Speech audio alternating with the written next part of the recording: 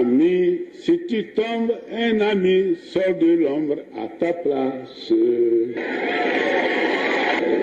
Et ça continue. Ici, chacun sait ce qu'il faut, ce qu'il fait quand il passe. On s'en rappelle encore comme si c'était hier. Souvenir pour le moins douloureux, encore vivant dans la mémoire collective, c'était le 5 février 2005, alors qu'il sonnait environ 19h, le Premier ministre Kofi Sama aura la lourde responsabilité d'annoncer aux Togolais cette tragédie qui bouleversera à jamais l'histoire de notre République. Il s'agit d'une véritable catastrophe nationale. Yadema n'est plus. Le chef de l'État, le général Gnassingbé Eyadema, n'est plus. Une véritable catastrophe, dira donc le chef du gouvernement. Des musiques de deuil seront diffusées, entrecoupées de messages de désolation. L'exécutif, les forces armées de défense et de sécurité seront sollicités pour veiller à ce que l'ordre et la paix, longtemps garantis, règnent sur toute l'étendue du territoire national. Comment oublier une telle journée? Un samedi noir pour la majorité des Togolais, choqués selon certains, bernés à en croire d'autres. Le président de la République qui décède suite à des problèmes de santé, beaucoup étaient certainement loin d'imaginer un tel drame, même pas dans un scénario des plus catastrophiques. Je ne sais pas trop pourquoi, mais la nuit était tombée un peu plus tôt ce jour-là. Mais j'allais en ville, j'avais un rendez-vous en ville. Et un ami m'a appelé sur mon téléphone portable pour me dire « Ah, il faut rentrer vite à la maison. » Je dis « Mais qu'est-ce qu'il y a ?» Elle me dit « Ah, Eyadema est mort. » Je croyais que c'était une blague, puisque il arrive souvent qu'on annonce faussement la mort de personnalités de premier plan. Je l'ai appris par le coup de fil d'un ami qui est lui-même aux États-Unis, qui avait été informé par des gens de sa famille au Togo. Et il m'avait appelé dans la soirée pour me dire que le général Eyadema venait de décéder d'après les informations qui ont été diffusées par la télévision et la radio nationale. Et puis, juste quelques minutes après, j'ai vu que les véhicules qui venaient en face de moi allumaient leurs phares. Ils avaient les phares allumés. Les émigrants, les taxis-motos avaient les phares allumés. Certains klaxonnaient. Donc ça courait dans tous les sens. Je dis, mais qu'est-ce que c'est? Ah, il doit y avoir quelque chose de vrai dans ce que ce monsieur, mon ami là, me dit. Et immédiatement, j'ai demandé à mon chauffeur de rebrousser chemin. On est venu à la maison. On est venu à la maison et j'ai allumé la télévision. Et j'ai vu que les émissions ordinaires ne passaient pas et qu'il y avait plutôt dans le genre de chansons militaires. J'étais sceptique, d'abord. C'est vrai, le général Eyadema est un être humain comme tous les autres, et donc c'est un mortel. Mais j'avoue que je n'y croyais pas. Et puis, quelques instants après, j'ai rappelé les membres de ma famille aussi au Togo, qui m'ont dit la même chose. Eyadema n'était âgé que de 69 ans. L'onde de choc qu'aura entraîné sa disparition sera d'autant plus justifiée vu que la veille même de la tragédie, le chef de l'État était apparu en grande forme. Le père de la nation quittera donc les siens dans la matinée de ce 5 février 2005, laissant derrière des souvenirs comme gravés dans la pierre. Je garde du général Eyadema le souvenir d'un homme qui est très, je dirais, respecté, qui a beaucoup d'influence sur les gens qui le rencontrent. Un homme d'une redoutable intelligence. Les gens confondent souvent l'intelligence avec la connaissance livresque. Le général Eyadema n'a pas été loin dans les études, mais comme je l'ai dit dans un ouvrage que j'ai publié en 1996 sur la transition togolaise, la tragédie africaine, qui retraçait les espoirs déçus de notre peuple, c'est quelqu'un qui est doté d'une intelligence redoutable et d'une ruse inimaginable, ce qui en a fait un chef incontesté. faut dire la vérité. Alors, Yadema, on ne peut pas parler d'un souvenir. C'est des souvenirs. J'ai connu véritablement le président Yadema quand je suis devenu Premier ministre, chef de gouvernement de transition.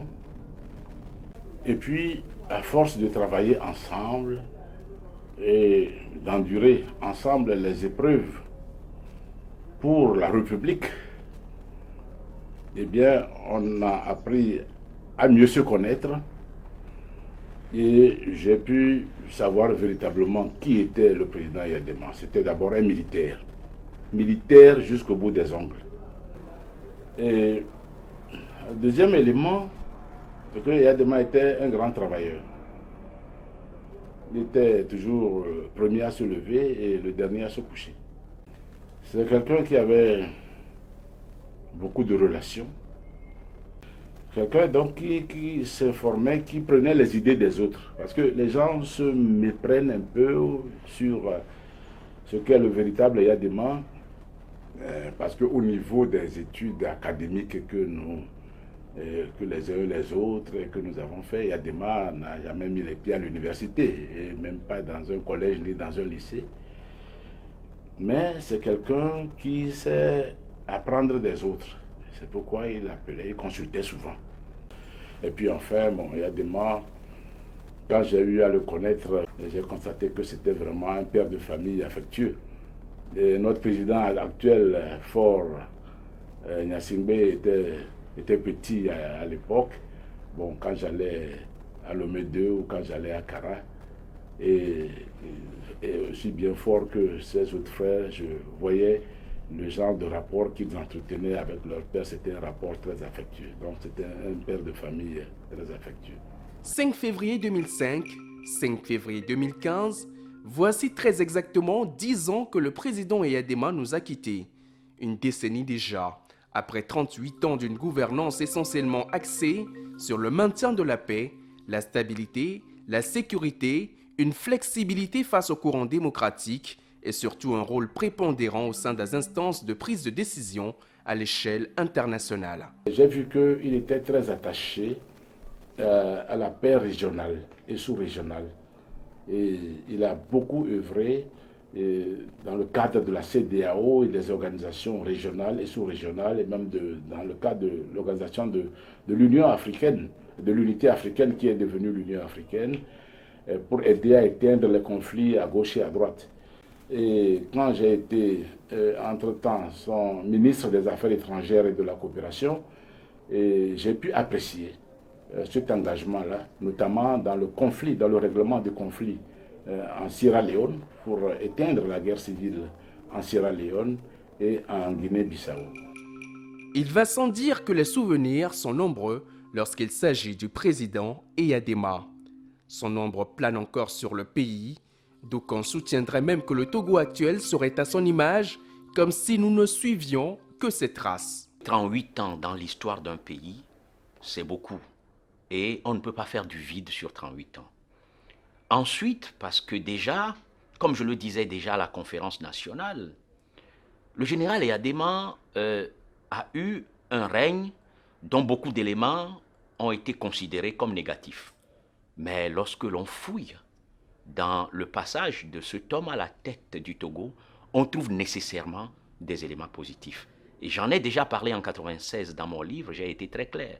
Le général Yadema a réussi à faire présenter le Togo dans le monde entier comme un pays de paix, un pays faiseur de paix. On ne peut pas ignorer ça.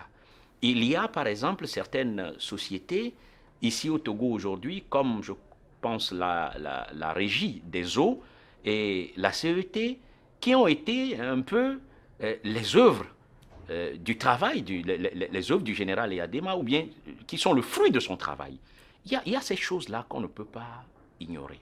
Lorsque l'on parle des actes négatifs de quelqu'un, il faut avoir aussi le courage d'être objectif et de placer de donner leur juste place aux œuvres positives que cette personne a posées. Donc je crois que l'histoire permettra de clarifier les choses, de ne pas exagérer, ni d'un côté ni de l'autre, et de placer les actes du général Yadema dans leur juste contexte, de les mettre à leur juste place. Quoi qu'il en soit, au-delà de tout, et comme tous les hommes, naturellement le président Eyadema n'était pas parfait. Il aura également connu des divergences, des oppositions, des incompréhensions, un regret confessera dans une certaine mesure Maître Degli, qui aurait tout de même voulu un réchauffement de leurs relations avant sa disparition. Quelle que soit l'inimitié que quelqu'un vous avouez, et quels que soient les problèmes que vous avez avec cette personne, la mort de quelqu'un est pour moi une chose dont on ne peut pas se réjouir. Donc, j'avoue que j'étais un tout petit peu triste. Triste non pas parce que le général venait de décéder, parce que surtout je pense que lui et moi on ne s'est pas compris jusqu'à ce qu'il décède. Et c'est ça qui m'a rendu triste. Le président Eyadema, il y avait un aspect nationaliste dans le personnage, un aspect nationaliste et aussi panafricaniste. Un aspect nationaliste parce que il avait son idée du Togo. Mais disons que c'était pas cette idée-là, c'était pas l'idée de la démocratie pour laquelle nous avons lutté, mais c'est l'idée de la sécurité du Togo, de notre territoire, et également l'idée du développement économique pour le Togo, qui pour lui passe par la stabilité politique. Et pour la stabilité politique, il était prêt à tout. Bon, donc, c'est pourquoi par moment, il pensait que le mouvement démocratique était un peu un mouvement de désordre. Et de là, les difficultés que nous avions par moment à discuter avec lui sur ce point. Mais comme il est militaire, il sait aussi apprécier les rapports de force. Et puis comment parler du feu président sans faire référence à ses fameux proverbes, ses dictons et surtout son sens de l'humour. Oh, avec Eyadema, il y a surtout des proverbes savoureux. Et ça fait partie aussi du personnage. C'est-à-dire que Eyadema était l'homme du terroir. Un peu comme le chef de village ou le chef de canton. Donc il ne pouvait pas rester 15 minutes dans une conversation ou bien dans le règlement d'un problème sans sortir un proverbe du terroir. Dans le genre, c'est celui qui est à côté des toilettes qui connaît l'odeur. Ou bien, on ne peut pas empêcher celui qui a la diarrhée d'aller aux toilettes. Quand, par exemple, il y avait des mouvements de grève ou bien de contestation, ou des déclarations foudroyantes contre lui ou contre son régime. Et quand je le voyais, à ce moment-là, et qu'il évoquait ce que les uns et les autres disaient de lui, il disait souvent, on ne peut pas empêcher celui qui a la diarrhée d'aller aux toilettes. Il y a donc 10 ans, le général Eyadema Etienne Gnassingbé quittait ce monde alors qu'il n'était âgé que de 69 ans.